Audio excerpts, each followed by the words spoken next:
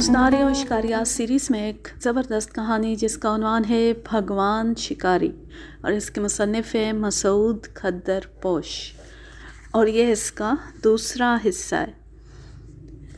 बैलों के साथ जंगल में रहने के दौरान मुझे एक मर्तबा अपनी आँखों से कहरे इलाही देखने का मौका मिला। ये उन दिनों की बात है जब एक लंबे अरसे से जंगल में बारिश नहीं हुई थी। खुश्क साली के सबब जंगल की घास और पौधे झुलस कर ख़त्म हो गए थे। पानी की शदीद किल्लत पैदा हो गई थी। तमाम जौहर, तालाब और छोटी बड़ी झीलें खुश्क होना शुरू हो गई थी। बैल कबाइलियों को पीने का पानी हासिल करने के लिए मीलों दूर जाना पड़ता था। ये खुश्क साली पालतू और जंगली जानवरों के लिए भी इंतहाई नुकसानदेह साबित हुई। कबाइली अपनी सादा रस्मों और मजहबी तरीक़ों से बादल बरसने की दुआएं मांगते रहे, लेकिन किसी जानिब से भी कोई बादल का टुकड़ा आता हुआ दिखाई ना दिया। नौबत यहाँ तक जा पहुँची कि कड़ाके की धूप ने जंगल के तमाम जोहड़ों और झीलों का पानी उड़ा कर उनकी तह दिखा दी। मैंने अपनी पूरी ज़िंदगी में इस कदर सख्त गर्मी और झुलसा देने वाली धूप का नज़ारा नहीं किया था। जंगली दरख्तों पर भी इस गर्मी का बहुत बुरा असर पड़ा था। छोटे छोटे बेशुमार पौधे नाबूद हो गए थे और कई बड़े और बुलंद दरख्त भी शिद्दत की धूप का मुकाबला न कर सके और उसकी तपिश का ईंधन बन गए थे। जानवरों का ये हाल हो गया था कि हिरन और नील गाय जैसे चुस्त और किसी को करीब आते देखकर बिदक जाने वाले जानवर भी गर्दन डाले एक तरफ पड़े हुए नजर आने लगे थे। सख्त गर्मी और पानी की किल्लत ने हर जानदार को थका दिया था। सबकी चुस्ती और चालाकी हवा हो गई थी। सख्त जान दरिंदे भी बोलाए बोलाए फिरते थे। बेशुमार मासूम और कमज़ोर जानवर सिर्फ गर्मी की ज़्यादती और पानी की कमी के सबब मर गए थे। बैल जिस्मानी तौर पर बहुत मजबूत और सख्त जान थे। उनकी सख्त जानी का ये आलम था कि नंगे पाँव जंगली कांटों, खारदार झाड़ियों और नोकीले पत्थरों पर दौड़ते फिरते थे। खंजर की तरह तेज़ कांटे उनके तलवों में चुभने के बजाय कड़क कर टूट जाते थे। खास तौर पर उनकी जिल्द का तो कोई जवाब ना था। उन्हें देखकर मालूम होता था जैसे रब ने इंसानी जिल्द की बजाय फौजी बूटों का मोटा चमड़ा उनके वजूद पर चढ़ा दिया। इसलिए ये जंगली लोग शदीद गर्मी और कड़ाके की धूप में भी दौड़ते फिरते थे और इनका कुछ नहीं बिगड़ता था। अलबत्ता इस मर्तबा ये ज़रूर हुआ कि क़यामत ख़ेज़ लू के सबब उनके जिस्म चिटक गए थे। मैंने देखा था कि उनके चिटके हुए जिस्म से गोश्त और जिल्द के टुकड़े अलग हो जाते थे, लेकिन वो सख्त जान कौम इन तकालीफ से बेनियाज ज़िंदा रहने की जस्तजू और ज़रूरियात ज़िंदगी की अशिया के उसूल में मगन नज़र आती थी। बैलों और जंगली जानवरों का बुरा हाल देखकर मुझे बहुत तरस आया, लेकिन कुदरत के कामों में मेरा कोई इख्तियार नहीं था। इसके बावजूद मैं उनके लिए हत्ता अल मकदूर कुछ न कुछ करता रहता था। उस दिन सख्त गर्मी के बावजूद मैंने चंद बैलों को अपने साथ लिया और करीबी जंगल का सर्वे करने के लिए चल दिया। इस तकलीफ़ दे जंगली दौरे के दौरान जानवरों की बुरी हालत देखकर कलेजा मुंह को आता था। जहां हिरन और दीगर मासूम जानवर पानी के न होने से कुमलाए कुमलाए फिरते थे, वहीं भेड़िए और चीते जैसे खूंखार दरिंदों ने दरिंदगी की इंतहा कर दी थी। ये ताकतवर दरिंदे महज खून चाटने के लिए कमज़ोर और मासूम जानवरों को धेड़ते फिरते थे। मैंने अपनी आँखों से कई छोटे छोटे जानवरों की ताज़ा उधड़ी हुई लाशें देखीं। उनका गोश्त नहीं खाया गया था, बस खून चाट कर अपनी प्यास बुझाई गई थी। इस दरिंदगी का सबसे बड़ा मरकज़ वो लंबी चौड़ी झील थी जो अब खुश्क होकर महज एक जौहड़ बन चुकी थी। जंगल में हर जानिब पानी ख़त्म हो चुका था, सिर्फ उस झील की तह में कुछ पानी मौजूद था। इसलिए सारे जंगल के जानवर दूर दूर से आकर यहाँ अपनी प्यास बुझाने की कोशिश करते थे, लेकिन ऐसा मालूम होता था कि खूंखार दरिंदों ने झील के इर्द गिर्द अपने ठिकाने बना लिए हैं।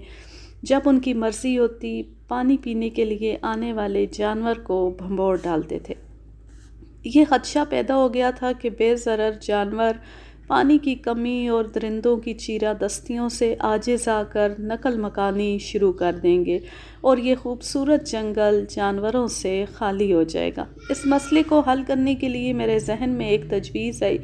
جب میں نے اس کا تذکرہ بھیلوں کے سامنے کیا تو وہ بہت حیران ہوئے۔ جنگلی جانوروں سے میری محبت کا یہ روپ ان کی سمجھ میں نہیں آیا تھا۔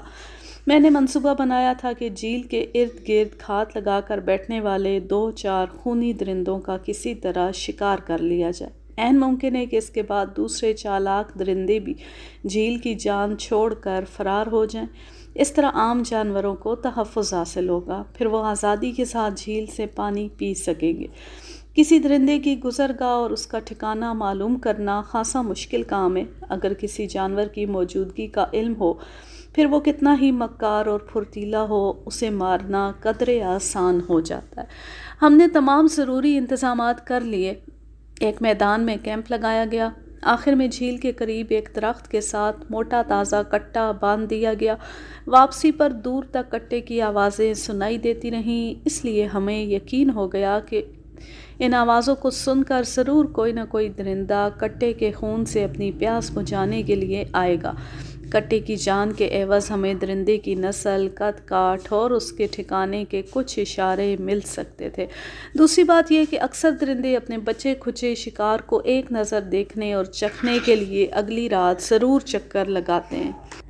اگر ایسا ہوا تو ہمیں درندے کو تلاش کرنے کی زحمت بھی نہیں اٹھانی پڑے گی۔ اگلی صبح میں بھیلوں کے ساتھ جھیل کے قریب اس جگہ پہنچا۔ مجھے یہ دیکھ کر اطمینان ہوا کہ ہمارا اندازہ درست نکلا ہے۔ کٹا واقعی کسی درندے کا شکار ہو چکا تھا۔ اس کی ادھڑی ہوئی لاش درخت سے کچھ فاصلے پر پڑی تھی۔ درندے نے اسے گھسیٹ کر جھلسی ہوئی جھاڑیوں میں چھپانے کی کوشش کی تھی، لیکن رسی کی وجہ سے وہ اس میں ناکام رہا تھا جو کٹے کے گلے میں تھی، جس کا دوسرا سرا درخت کے تنے سے بندھا ہوا تھا۔ کٹے کی لاش کے ارد گرد درندے کے پنجوں کے واضح نشان موجود تھے۔ ان کا جائزہ لے کر بھیل شکاریوں نے مشترکہ فیصلہ دیا کہ یہ کسی خونخوار چیتے کے پنجوں کے نشان ہیں۔ اپنی اس کھوج پر قبائلی سخت پریشان اور خوفزدہ دکھائی دیے۔ پوچھنے پر معلوم ہوا کہ وہ چیتے کو موت کا دیوتا سمجھتے ہیں۔ ان کے خیال کے مطابق چیتے کا شکار کرنا کسی انسان کے بس کی بات نہیں ہے۔ اصل بات یہ تھی کہ چیتے اکثر بھیل باشندوں کو اپنی خون ریز شرارتوں کا نشانہ بناتے رہتے تھے، جبکہ بھیل اپنے روایتی ہتھیار تیر کمان سے اس برق رفتار درندے کا کچھ بھی نہیں بگاڑ سکتے تھے۔ اس لیے انہوں نے اپنی توہم پرستی کے باعث چیتے کو موت کا دیوتا تسلیم کر لیا تھا۔ اس بات سے مجھے بھی اختلاف نہیں کہ چیتا شیر سمیت دیگر تمام درندوں سے زیادہ خطرناک ہوتا ہے۔ بہت کم دیکھا گیا ہے کہ کسی شیر نے بلا وجہ کسی انسان پر حملہ کیا ہو۔ آدم خور کے علاوہ عام شیر انسانوں سے کتراتا ہے اور اس کی کوشش ہوتی ہے کہ کسی انسان سے سامنا نہ ہو۔ چیتا آدم خور ہو یا نہ ہو، وہ اکثر شرارتاً ہی انسان پر حملہ کر دیتا ہے۔ اس کی پھرتی اور چالاکی کا مقابلہ کرنا کسی عام انسان کے بس کی بات نہیں ہے۔ چیتا اس لیے بھی زیادہ خطرناک ہوتا ہے کہ وہ پھرتیلے وجود کے ساتھ طاقتور گرفت رکھنے والے پنجوں کی مدد سے بڑی آسانی سے بلند درختوں پر چڑھ جاتا ہے۔ اس لیے جنگل میں چیتے سے اپنے آپ کو بچانا عام انسان کے لیے ناممکن ہو جاتا ہے۔ یہ میرے لیے چیتے کو شکار کرنے کا پہلا موقع تھا، اس لیے میں بھی کچھ چوکنا تھا، لیکن میں نے اپنا معمولی سا بھی خوف پہلے ہی سے ڈرے ہوئے بھیلوں کے سامنے ظاہر نہیں ہونے دیا، بلکہ میں انہیں یہ کہہ کر حوصلہ دیتا رہا، دنیا کا سب سے خطرناک جاندار خود انسان ہے۔ میرے خیالات ان کے لیے بالکل ناقابل فہم تھے، لیکن ان کے دل میں میرا جو احترام پیدا ہو چکا تھا، اس کے سبب انہوں نے میری کسی بات سے اختلاف نہیں کیا۔ البتہ یہ میرے لیے بڑی حیران کن بات تھی کہ وہ جنگلی جانوروں کے درمیان رہنے کے باوجود چیتے سے اس قدر خوفزدہ تھے۔ اس دن شام کو کھانا کھا کر 2 ماہر بھیل شکاریوں سمیت سورج غروب ہونے سے پہلے میں مچان پر جا بیٹھا تھا۔ सूरज غروب होते ही एकदम तारीकी छा जाती थी क्योंकि चारों तरफ पहाड़ियाँ थीं। उनके अकब में जाती ही सूरज की किरणें बिल्कुल ख़त्म हो जाती थीं और देखते ही देखते रात उतर आती थी। उस शाम भी यकदम घुप अंधेरा हो गया था। ऐसा महसूस हुआ जैसे सूरज का फ्यूज़ उड़ जाने की वजह से हर जानिब ब्लैक आउट हो गया। निस्फ घंटे के बाद ही फलक पर चांद का रोशन चेहरा नमूदार हुआ और उसकी मदम रोशनी से सारा जंगल सुनहरा दिखाई देने लगा। तवील अरसे से बारिश न होने के सबब जहां जानवरों की जान निकली जा रही थी, वहीं टहनियों से पत्ते झड़कर घने दरख्त टुंड मुंड हो गए थे। इसलिए हम बुलंद दरख्त पर बैठे जंगल में दूर तक देख सकते थे। जिस दरख्त पर हम मचान बंधवा कर बैठे थे, उस पर अब भी काफ़ी पीले पत्ते लगे हुए थे। उसकी टेढ़ी मेढ़ी टहनियाँ हमारे गिर्द इस तरह फैली हुई थी कि दरिंदे के लिए हमें देखना और हम पर हमला करना आसान नहीं था। चांद रफ्ता रफ्ता बुलंद हो रहा था और हर जानिब दूधिया रोशनी फैलती जा रही थी। जो चीज़ें अंधेरे में डूबी हुई थीं, अब उनकी धुंधली शक्लें दिखाई देने लगी थी। हमारे बिल्कुल सामने वो खूबसूरत झील थी जो अब दलदल और लंबी घास से भरी एक खड्डे का नज़ारा पेश कर रही थी, लेकिन उसके दरमियान में पानी की कुछ मिकदार मौजूद थी और ये मिकदार काफ़ी थी। अंदाज़ा था कि खुश्क साली के दिन गुजारने के लिए ये पानी जंगली जानवरों के लिए काफ़ी सूदमंद साबित होगा। इसलिए इसका गदला पानी जानवरों के लिए बड़ी कीमती और नायाब चीज़ बन गया था। आम दिनों में जंगल के मारूफ असूल के मुताबिक हर नस्ल का जानवर एक बाहिम खामोश मुआहदे पर अमल करते हुए पानी टोली के साथ आकर एक ख़ास वक्त ही पीता है। उस वक्त दूसरे जानवर उसे तंग नहीं करते थे। लेकिन इन कहत के दिनों में भी जंगली डिसिप्लिन देखकर मुझे बहुत हैरत हुई।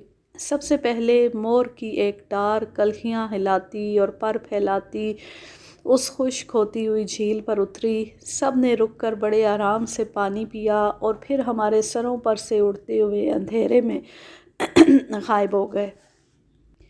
उनके उड़ते ही एक जानिब से हिरन छलांगे मारते हुए और एक दूसरे से अटखेलियाँ करते नमूदार हुए।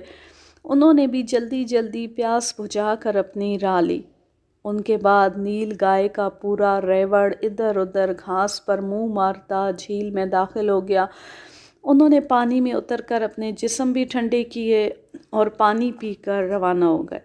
इस तरह दीगर बेशुमार जंगली जानवर अपनी अपनी टोलियों के साथ बारी बारी वहाँ आते रहे। उनके दरमियान कुछ गीदड़, सोर और ऊद बुलाव जैसे ओछे और पलीद जानवर अकेले आकर अपनी प्यास बुझाते रहे। मैंने सबसे आखिर में बंदरों की एक टोली को चीखते चिल्लाते उछलते कूदते हुए आते देखा। आम दिनों में बंदर हर रोज़ झील पर पानी पीने के लिए नहीं आते, क्योंकि वो ऐसे जंगली फल खाते हैं जिनमें काफ़ी पानी मौजूद होता है, इसलिए उन्हें पानी पीने की ज़्यादा ज़रूरत महसूस नहीं होती। लेकिन इस शदीद गर्मी ने जंगल के तमाम फलों को भी खुश्क मेवे की शक्ल दे दी थी, इसलिए बंदरों को भी पानी में अपना हिस्सा हासिल करने के लिए बाकायदगी से झील पर आना पड़ता था। बंदर एक इंतहाई सियाना और अक्लमंद जानवर है। वो जंगल में इस तरह ग्रुप बंदी करके रहता है कि किसी ख़तरनाक दरिंदे को भी हमला करने की जुर्रत नहीं होती। उस रात भी हमने ये खूबसूरत मंजर देखा।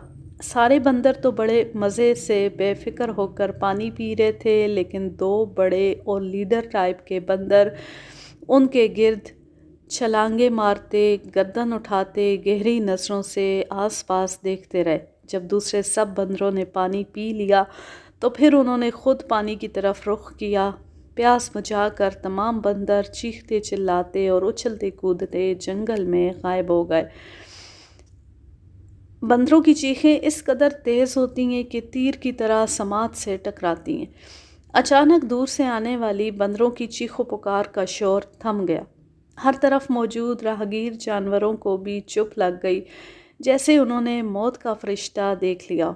इस गंभीर खामोशी में एक दूसरे की सांसों की आवाज़ साफ सुनाई दे रही थी।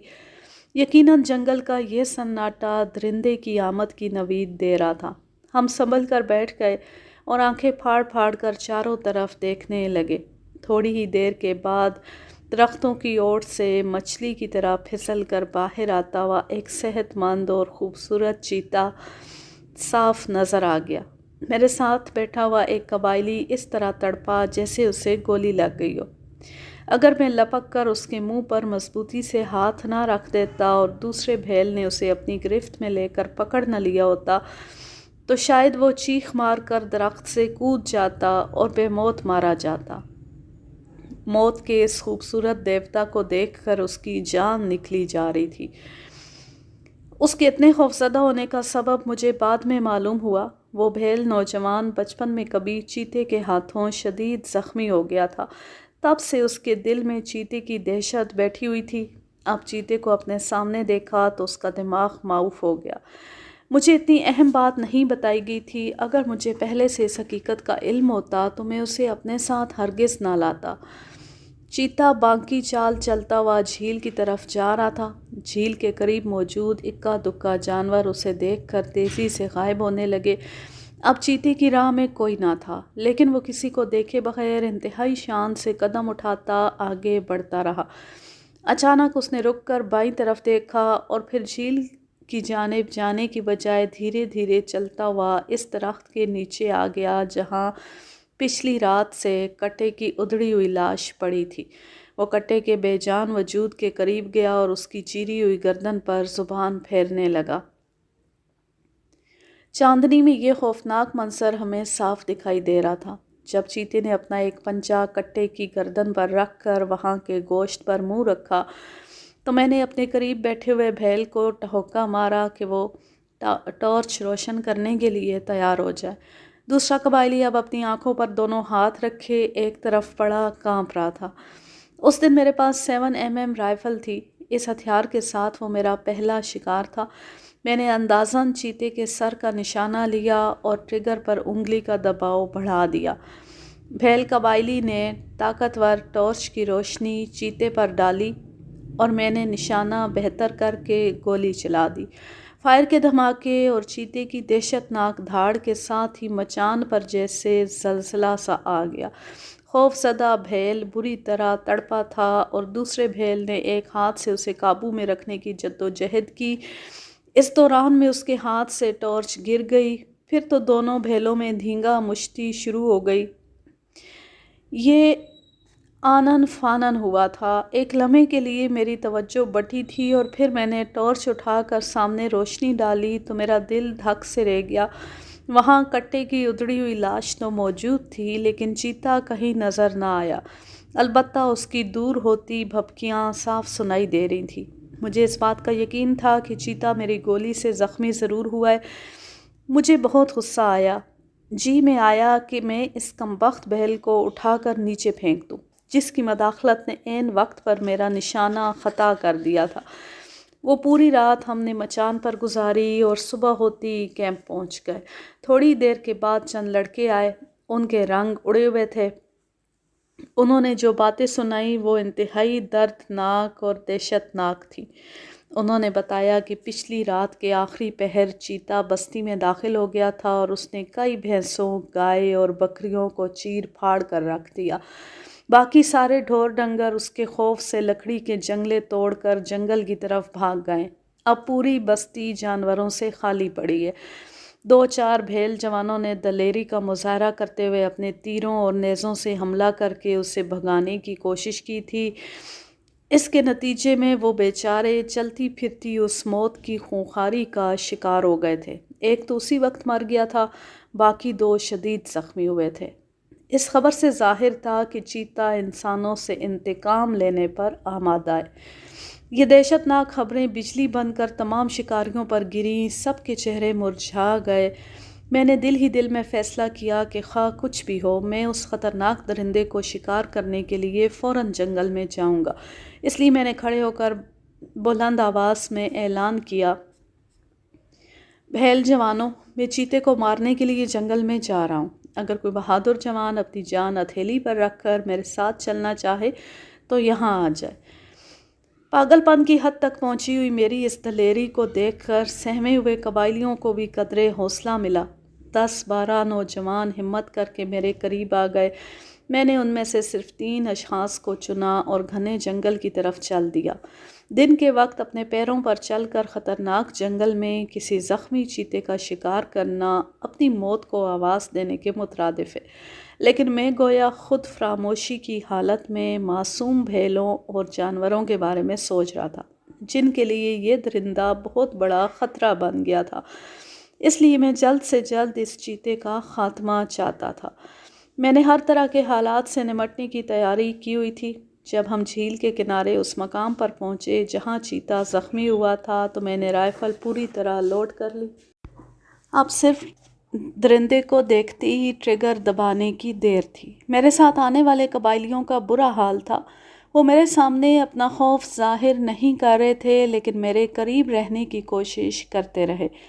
تھوڑی دیر کے بعد ہم نے چیتے کے لہو سے بنی پتلی سی لکیر ڈھونڈ لی۔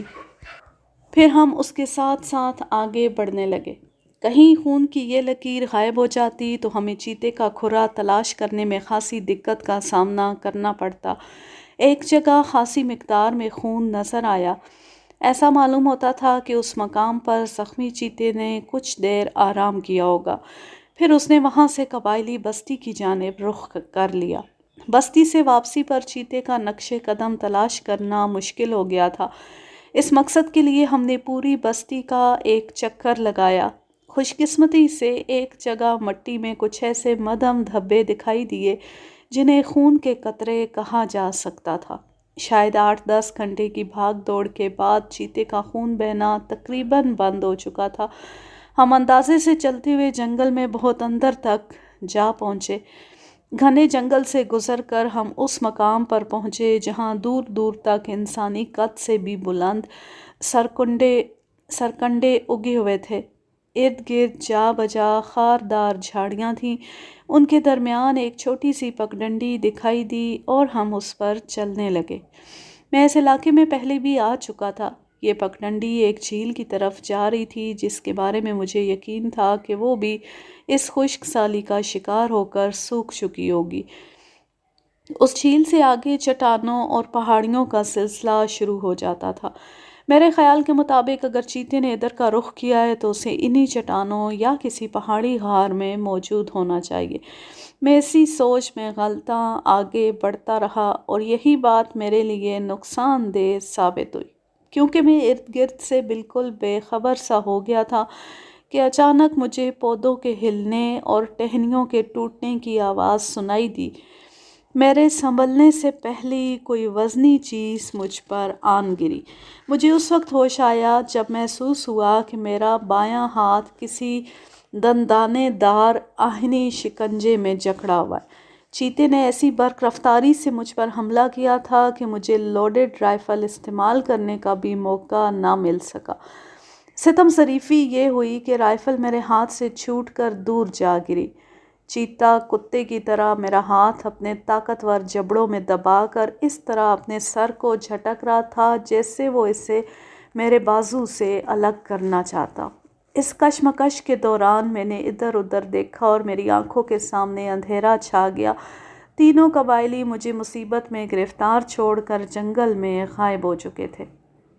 خونخوار درندہ اس طرح اپنے پنجے چلا رہا تھا جس سے میرا پیٹ اور کندھے لہو لہان ہو گئے تھے۔ میں اپنے ہی لہو میں نہا گیا تھا۔ یہ سارا خون خرابہ 1-2 سیکنڈ میں ہو گیا تھا۔ میں اپنی جوانی میں پہلوانی بھی کرتا رہا تھا، پھر گورنمنٹ کالج لاہور اور آکسفورڈ یونیورسٹی لندن جا کر باکسنگ کے مقابلے بھی لڑے۔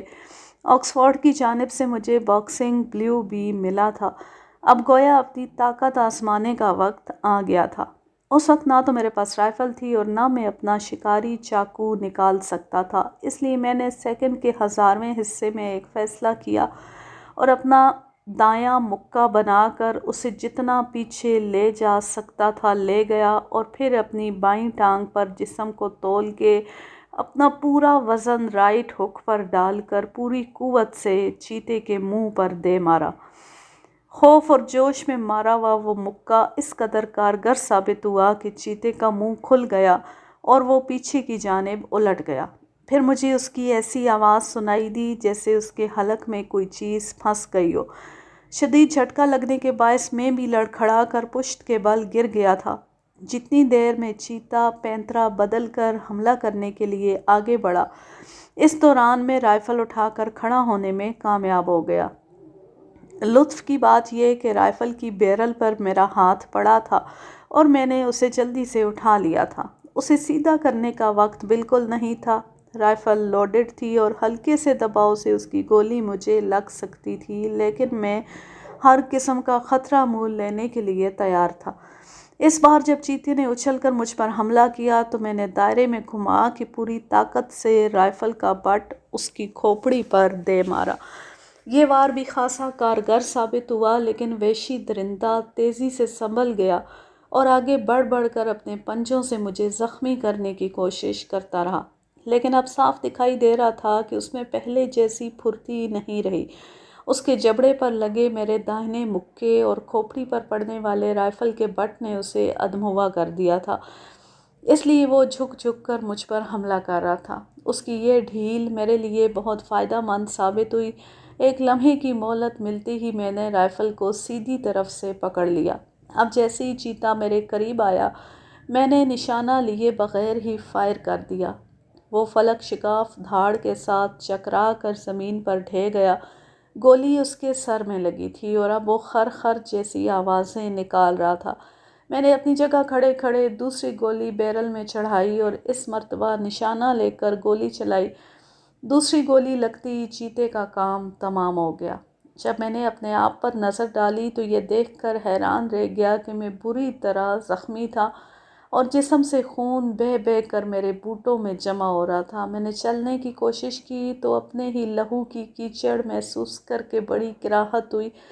میں نے پیروں سے نگاہ اٹھا کر آسمان کی طرف دیکھا تو آنکھوں کے سامنے تاریکی سی چھا گئی۔ میں غش کھا کر اسی جگہ گر گیا۔ جب ہوش آیا تو میں نے دیکھا کہ چیتے کے حملے کے ڈر سے بھاگ جانے والے تینوں بھیل میرے قریب بیٹھے تھے اور ان کے چہروں پر ہوائیاں اڑ رہی تھیں۔ ان میں سے ایک کو میں فرسٹ ایڈ کا سامان اٹھانے کے لیے اپنے ساتھ جنگل میں لایا تھا۔ اس نے میری ہدایات پر الٹی سیدھی پٹیاں کیں اور زخموں کو لال دوا سے صاف کیا۔ میں نے ایک بھیل کو کسی سواری کا بندوبست کرنے کے لیے بستی کی جانب دوڑایا۔ باقی دونوں نوجوان سہارا دے کر مجھے چلاتے رہے۔ تقریباً 1 گھنٹے کے بعد وہ قبائلی ایک بھینس دوڑاتا ہوا میرے پاس آیا۔ اس کے پیچھے بے شمار قبائلی بھی تھے جو اپنے روایتی انداز میں ناچتے گاتے چلے آ رہے تھے۔ سب کو اس خطرناک درندے کے ہلاک ہونے کی خبر مل چکی تھی۔ اس دن میں نے شدید زخمی حالت میں 8-9 میل کا سفر بھینس پر سوار ہو کے طے کیا۔ چونکہ قبائلیوں کے پاس کوئی گھوڑا وغیرہ نہیں تھا، اس لیے وہ بیچارے بھینس ہی لے آئے تھے۔ بھینس لے آنے والے نے مجھے بتایا کہ رات کو چیتے کے حملے کے ڈر سے بھاگ جانے والے جانور بستی میں واپس آنا شروع ہو گئے۔ یہ بھینس بھی ان میں سے ایک تھی۔ میں اس علاقے کی اکلوتی ڈسپنسری پہنچا جہاں موجود ادھیڑ عمر انگریز ڈاکٹر نے بڑی توجہ سے میری مرہم پٹی کی اور میں 4-5 دن کے بعد کسی سہارے کے بغیر چلنے کے قابل ہو گیا۔ کیونکہ صرف گوشت میں دانت گڑے تھے، ہڈی بالکل محفوظ تھی۔ جس دن میں اپنے بنگلے میں واپس آیا اس دن اتنی بارش ہوئی کہ ہر جانب جل تھل ہو گیا۔ ایسا معلوم ہوتا تھا جیسے قدرت کو ان معصوم قبائلیوں پر ترس آ گیا ہے۔ چیتے کے ساتھ دو بدو لڑائی کے واقعے نے پورے جنگل میں بے انتہا شہرت پائی تھی۔ ایک دن جب ایک بھیل شکاری نے مجھے اس چیتے کی کھال اور سر دکھایا تو یہ دیکھ کر میں حیران رہ گیا کہ چیتے کے بائیں جبڑے سے ایک دانت ٹوٹا ہوا تھا۔ یہ دیکھ کر مجھے اپنا وہ انتہائی جوش میں مارا ہوا مکہ یاد آ گیا جس کے لگنے سے درندے کے منہ میں پھنسا ہوا میرا ہاتھ آزاد ہو گیا تھا۔ حیرت کی بات یہ تھی کہ میرا مکہ اتنا زوردار ثابت ہوا تھا کہ چیتے جیسے طاقتور جانور کا دانت جڑ سے اکھڑ گیا تھا۔ میں نے اس چیتے کی کھال کو کیمیکلز لگوا کر ہمیشہ کے لیے اپنے پاس محفوظ کر لیا۔ میرے ہاتھوں چیتے کی ہلاکت اور اس سے میری لڑائی والے واقعے کے بعد بھیلوں کے حوصلے بہت بڑھ گئے تھے۔ چیتے کو موت کا دیوتا سمجھنے کا ان کا تصور پاش پاش ہو گیا تھا، لیکن خرابی یہ پیدا ہو گئی کہ انہوں نے مجھے کوئی آکاش سے اتری ہوئی ہستی سمجھنا شروع کر دیا تھا۔ ایک دن ایک اجنبی بھیل نوجوان میرے پاس آیا۔ خیریت دریافت کرنے کے بعد اس نے اپنے قبائلی انداز میں میری تعریف میں کچھ کلمات پڑھے جنہیں ہم تعریفی شاعری بھی کہہ سکتے ہیں۔ بعد میں وہ بول قبائلیوں میں اتنے مقبول ہوئے کہ وہ ان کا مشہور ترین لوک گیت بن گیا۔ بھیلوں کے یہ لوک گیت ہی ان کی مذہبی دعائیں تھیں۔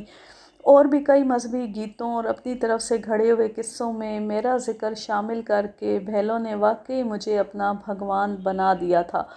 چیتے کے شکار کے بعد تمام بھیلوں نے مجھے مسعود بھگوان کہنا شروع کر دیا تھا۔ وہ پوجنے کی حد تک میرا احترام کرنے لگے تھے۔ کسی ہندی یا مراٹھی اخبار کو کبھی توفیق نہ ہوئی کہ بھیلوں کے لیے میری جدوجہد کی کوئی سچی بات ہی چھاپ دے، لیکن انگریزی پریس نے میرے کاموں کو کافی کوریج دی۔ اعلیٰ عہدوں پر فائز انگریزوں اور دیگر عام لوگوں نے میرے بارے میں آرٹیکل لکھے۔ انہی دنوں کچھ انگریز صحافیوں نے خان دیش کا دورہ کیا۔ انہوں نے بھیلوں سے بات چیت کی اور ان کے لوک گیت سنے۔ تب انہیں بھیلوں کے لیے کیے گئے میرے کام کا زبردست احساس ہوا۔ انہوں نے واپس جا کر اس دورے کی دلچسپ رپورٹنگ کی اور ایک ICS افسر کا حیرت انگیز کارنامہ کے عنوان سے آرٹیکل لکھا۔ یہ مضمون مشہور 7 روزہ انگریزی رسالے السٹریٹڈ ویکلی آف انڈیا کے 11 ستمبر سن 1945 کے شمارے میں شائع ہوا۔ اس تحریر کا ایک مختصر اقتباس یہ تھا: یہ ایک معاشی اور اقتصادی کارنامے کی تفصیل ہے جس نے کچلی ہوئی اور احساس کمتری کی ماری ہوئی بھیل قوم کو ایک پروقار اور خود اعتماد قوم میں تبدیل کر دیا ہے۔ بھیل آج اپنی ثقافت اور روایات پر ہرگز شرمندہ دکھائی نہیں دیتے۔ اب ان میں زندگی کی ایک نئی لہر دوڑ گئی ہے۔ جس ہستی نے یہ کارنامہ انجام دیا ہے انہیں بھیل مسعود بھگوان اور مسعود مہاراج کے نام سے یاد کرتے ہیں۔ وہ ICS افسر ہے اور ان کا نام محمد مسعود ہے۔ آج ان کا نام 3 لاکھ بھیلوں کے گھروں میں گونج رہا ہے اور وہ ان کے دلوں میں اس طرح بس گئے ہیں کہ کئی قبائلی گیتوں اور کہانیوں میں یہ نام عام پایا جاتا ہے۔ میرے لیے وہ دن بڑے یادگار ہیں جو میں نے بھیلوں کے درمیان گزارے۔ میں نے بھیلوں کی بھلائی کے لیے جتنی محنت کی انہوں نے اس سے بڑھ کر مجھے عزت دی۔ آج سے چند برس قبل میرے ساتھ ایک عجیب واقعہ پیش آیا۔ ایک طویل عرصے کے بعد مجھے ڈھولیا خان دیش میں گزارے ہوئے دن یاد آ گئے۔ اس وقت میں نے ان سادہ لوح بھیلوں کو بہت یاد کیا۔ واقعہ یہ پیش آیا کہ میں لندن گیا ہوا تھا۔ وہاں ایشیائی لوگوں کے ایک فنکشن میں میری ملاقات ممبئی کے ایک پارسی بزنس مین سے ہوئی۔ تقریب کے اختتام پر رخصت ہونے کے وقت میری نگاہ اس پارسی سیٹھ کے شوفر پر پڑی اور میں چونک گیا۔ اس کی صورت مجھے کچھ جانی پہچانی سی لگی۔ اس سے دریافت کرنے کے بعد میرا شک یقین میں بدل گیا۔ اس ڈرائیور کا تعلق بھیل قوم سے تھا۔ میں نے صاحب کو بھول بھال کر ان کے ڈرائیور کے ساتھ کھل کے گپ شپ کی، لیکن وہ بیچارہ جھجکتا رہا۔ رخصت ہونے کے وقت میں نے پارسی بزنس مین سے ان کا ایڈریس لے لیا۔ پھر اس کے تیسری دن میں ان کے گھر جا پہنچا۔ میرا اصل مقصد اس بھیل ڈرائیور کے ساتھ بات چیت کرنا تھا۔ میں سیدھا اس کے کوارٹر میں چلا گیا۔ وہ بھیل نوجوان مجھے بالکل نہیں جانتا تھا، لیکن باتوں کے دوران مجھے معلوم ہو گیا کہ اس کے پاس بھیل زبان میں لکھی ہوئی کچھ کتابیں موجود ہیں۔ اپنے ہاتھوں سے لگائے پودے کو پھلتا پھولتا دیکھ کر مجھے بہت خوشی ہوئی تھی۔ میں اس سے پوچھے بغیر ہی اٹھ کر کمرے میں موجود الماری میں رکھی کتابوں کو دیکھنے لگا۔ جب میں نے قدیم بھیل قبائلی دھارمک اور لوک گیتوں کی ایک کتاب کھولی تو اپنے سامنے لکھی نظم کا سرنامہ دیکھ کر اچھل پڑا۔ نظم کا عنوان تھا بھگوان شکاری۔ مجھے ماضی کے واقعات خواب کی طرح یاد آنے لگے۔ یہ وہی نظم تھی جو ایک بھیل قبائلی نے مجھے اس وقت سنائی تھی جب میں چیتے کو ہلاک کرتے ہوئے شدید زخمی ہو گیا تھا۔ وہ بھیل شوفر میرا جوش و جذبہ دیکھ کر حیران ہو رہا تھا۔ میں نے اسے اصل بات بتانے کی بجائے کہا، مجھے بھیل زبان کی حرف حرف پہچان ہے، تم اس نظم کا آسان زبان میں ترجمہ کر دو۔ اس نے جو ترجمہ کیا اس کا اردو روپ اس طرح ہے: ہماری رگوں میں دوڑتا ہوا سرخ لہو، ہماری ہڈیوں پر منڈا ہوا کالا ماس، یہ سب موت کے دیوتا کو مرغوب تھا۔ وہ آسمانی بجلی کی طرح ہمیں آ دبوچتا، پھر لہو میں لت پت جسم لرز کر سرد ہو جاتا۔ ہمارے ڈھور ڈنگر اس کا شکار بنتے، وہ تو ہمارے کھانے والا ماंس بھی کھا جاتا۔ اب دھرتی پہ اترا ہے ایک بھگوان شکاری، وہ تو موت کے دیوتا کو بھی مار دیتا ہے۔ میں نے بھیل نوجوان سے پوچھا، یہ بھگوان شکاری کون تھا؟ وہ ایک دم سنجیدہ ہو گیا اور کچھ سوچتے ہوئے بولا، مجھے صحیح طور پر تو معلوم نہیں ہے، میں نے یہ گیت اپنے باپ سے سنا تھا۔ وہ کہتا تھا کہ ہمارے قبیلے میں ایک بھگوان انسانی روپ میں آیا تھا، وہ بھیلوں کی حفاظت کے لیے ہمیشہ جنگلی درندوں کا شکار کرتا رہتا تھا۔ ہمارے بزرگوں نے اس مقدس گیت میں اپنے بھگوان کی مدح سرائی کی ہے، آپ اسے مذاق نہ سمجھنا، یہ ہمارا بڑا قیمتی ورثہ ہے۔ اس نے میرے ہاتھ سے کتاب لی اور بڑے احترام کے ساتھ الماری کے سب سے بالائی خانے میں رکھ دی۔ میں اس کی یہ حرکت دیکھ کر ہنس پڑا اور اس سے رخصت ہونے سے پہلے صرف اتنا کہا، واقعی تمہارے بھگوان کو سمجھنا ہر ایک کے بس کی بات نہیں ہے۔ آج کے لیے بس اتنا ہی، اب میں لیتی ہوں آپ سے اجازت۔ جانے خوش رہیں، شاد و آباد رہیں، ہنستے مسکراتے رہیں، اور اگر یہ کہانی یا میرا انداز پسند آئے تو اس چینل کو سبسکرائب ضرور کر لیں اور بیل آئیکن کو ضرور پریس کریں تاکہ آنے والی ہر نیو ویڈیو کی نوٹیفیکیشن آپ کو بر وقت ملتی رہے۔ اس ویڈیو کو لائک کیجئے، زیادہ سے زیادہ شیئر کیجئے اور اچھا سا کمنٹ کیجئے، اور اتنی ساری ہدایات کے ساتھ اب میں لیتی ہوں اجازت۔ اللہ حافظ، اللہ نگہبان۔